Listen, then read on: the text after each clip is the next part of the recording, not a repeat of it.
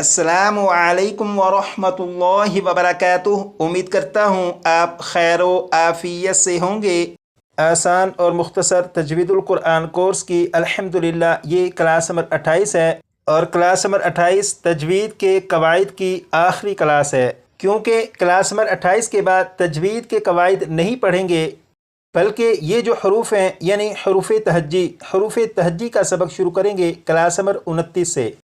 इसलिए आज की क्लास नंबर 28 तजवीद के कवायद की आखिरी क्लास है और आज की क्लास में तजवीद के कौन से कायदे पढ़ेंगे, आइए अब उनकी तरफ चलते हैं। यहाँ पर लिखा है नून साकिन और तनवीन के 4 कायदे हैं, इजहार, इख्फा, इदगाम, इकलाब। इन 4 कायदों में से ये जो कायदा है यानी इदगाम का कायदा, इदगाम के कायदे के बारे में पढ़ेंगे। यहाँ पर लिखा है इदगाम, और इदगाम का माना है मिलाना। नून साकिन या तनवीन के बाद हरूफ यरमलून में से कोई हर्फ आ जाए तो इदगाम होगा। यहाँ पर लिखा है हरूफ यरमलून 6 हैं, या, रौ, मीम, लाम, वाव, नून। यहाँ पर जो लिखा है नून साकिन या तनवीन, ये जो लफ्ज़ है तनवीन, इसे फ़िलहाल नहीं पढ़ेंगे। नून साकिन के बाद हरूफ यरमलून में से कोई हर्फ आ जाए तो इदगाम होगा। इसका मतलब ये है कि नून साकिन के बाद इन 6 हरूफ में से अगर कोई भी हर्फ आ जाए तो नून साकिन को इन 6 हरूफ में से जो भी हर्फ आया हुआ होगा उस हर्फ में इदगाम करके यानी मिलाकर पढ़ना। जैसे यहाँ पर देखें, यहाँ पर नून साकिन है, नून साकिन के बाद या है और या हरूफ यरमलून में से है। जब नून साकिन के बाद या हरूफ यरमलून में से है तो नून साकिन को या में इदगाम करके पढ़ेंगे, मिलाकर पढ़ेंगे। जैसे ये लिखा हुआ है बिस्मिल्लाहिर्रहमानिर्रहीम, मिन यौमिन। लेकिन यहाँ पर नून साकिन के बाद क्योंकि या है तो नून साकिन को या में इदगाम करके पढ़ेंगे और इस तरह पढ़ेंगे मी यौमिन। तो ये नून साकिन को या में इदगाम करके पढ़ा गया। लेकिन कुरान पाक में कुछ अल्फाज ऐसे भी हैं कि उनमें नून साकिन के बाद हरूफ यरमलून में से अगर कोई हर्फ आ भी जाए तब भी नून साकिन को हरूफ यरमलून में से किसी भी हर्फ में इदगाम करके नहीं पढ़ेंगे। जैसे यहाँ पर देखें लिखा है अगर नून साकिन और हरूफ यरमलून में से कोई हर्फ एक लफ्ज़ में इकट्ठे आ जाएं तो फिर इदगाम नहीं होगा।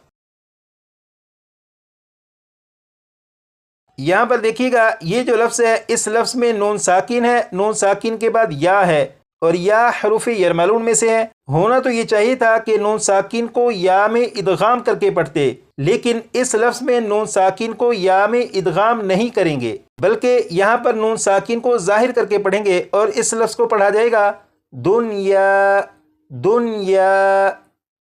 यहाँ पर सवाल यह है कि यहाँ पर नून साकिन के बाद या हरूफ यरमलून में से है लेकिन फिर भी नून साकिन को या में इदगाम क्यों नहीं करेंगे?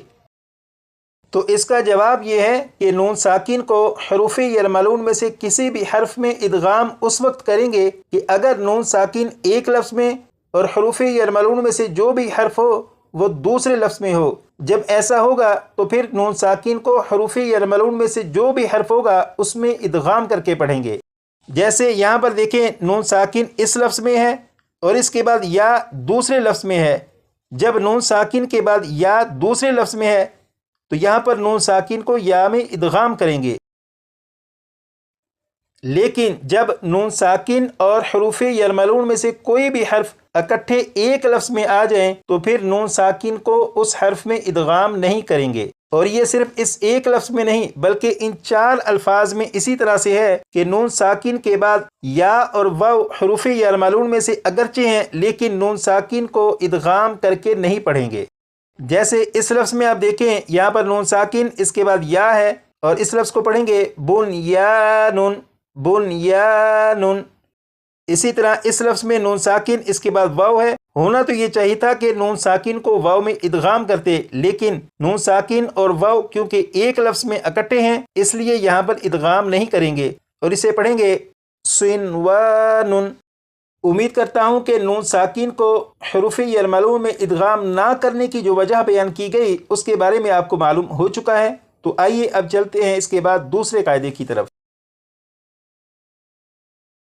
یہاں پر لکھا ہے امالہ، زبر کو زیر کی طرف اور الف کو یا کی طرف مائل کر کے پڑھنے کو امالہ کہتے ہیں۔ امالہ کی راء کو اردو کے لفظ قطرے کی راء کی طرح پڑھیں گے، یعنی ری نہیں بلکہ رے پڑھیں گے۔ اس سارے سبق کا اگر خلاصہ نکالیں تو وہ یہ ہے کہ یہ جو لفظ ہے یہ ہے قطرے۔ اس لفظ میں قاف اور تا اسے آپ فی الحال علیحدہ کر دیں، بقیہ رہ جائے گا را اور یا، تو اسے پڑھیں گے رے رے۔ اور یہاں پر یہ جو لفظ لکھا ہے یہ ہے مجریہا مجریہا، لیکن اس لفظ میں یہ جو را کے نیچے کھڑی زیر ہے اس را کو مجریہا نہیں پڑھیں گے، بلکہ یہ جو را ہے اسے اس طرح پڑھیں گے جیسے یہ ہے رے رے، تو اس را کو پڑھیں گے رے رے مجریہا مجریہا۔ اور یہ لفظ قرآن پاک میں ایک جگہ پر ہے، جیسے یہاں پر آپ دیکھیں تو اسے مجریہا نہیں پڑھیں گے بلکہ مجریہا۔ اب یہاں پر دیکھیں لکھا ہے نون قطنی، تنوین کے بعد حمزہ وصلی آ جائے تو وصل میں حمزہ وصلی کو گراتے ہوئے تنوین کے نون ساکن کو زیر دے کر ایک چھوٹا سا نون لکھ دیا جاتا ہے، اسے نون قطنی کہتے ہیں۔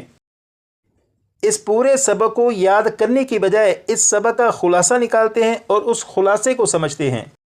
اب یہاں پر دیکھیں یہ سورۃ الملک کی پہلی آیت یہاں پر مکمل ہو رہی ہے، اور یہ جو لفظ ہے اسے وقف میں پڑھیں گے قدیر قدیر، اور اس کے بعد جب دوسری آیت شروع کریں گے تو یہاں سے پڑھیں گے الذی، اور اگر یہاں پر وقف نہ کرنا ہو تو پھر اس لفظ کو قدیر نہیں پڑھیں گے بلکہ قدیرو قدیرو یہ پڑھیں گے، اور اس کے بعد اس دوسرے لفظ کو پڑھیں گے الذی، اور ان دونوں الفاظ کو آپس میں ملانے کے لیے ان کے درمیان ایک نون کا اضافہ کریں گے اور پڑھیں گے قدیرو، اس کے بعد نلا نلذی قدیرو نلذی، یہ درمیان میں جو نون ہے نلا نل نل، یہ جو نون ہے یہ نون قطنی ہے۔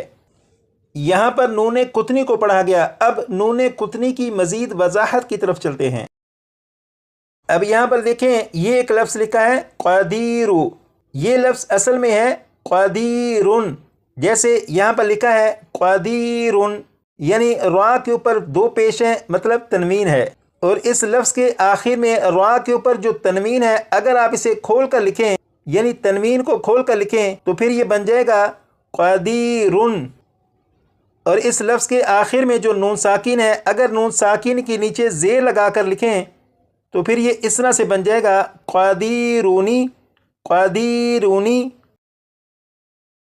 اس لفظ کو اس لفظ کے ساتھ اگر ملا کر پڑھنا ہو تو یہ جو نون ہے اس نون کو اس لفظ کے ساتھ ملائیں گے، جب نون کو اس لفظ کے ساتھ ملائیں گے تو درمیان میں یہ جو الف اور اس کے اوپر جو زبر ہے یعنی یہ جو حمزہ ہے اسے نہیں پڑھیں گے، بلکہ نون کو لام کے ساتھ ملا کر پڑھیں گے، اور یہ پڑھا جائے گا نلا نلا نلذی قدیرن الذی قدیرن الذی۔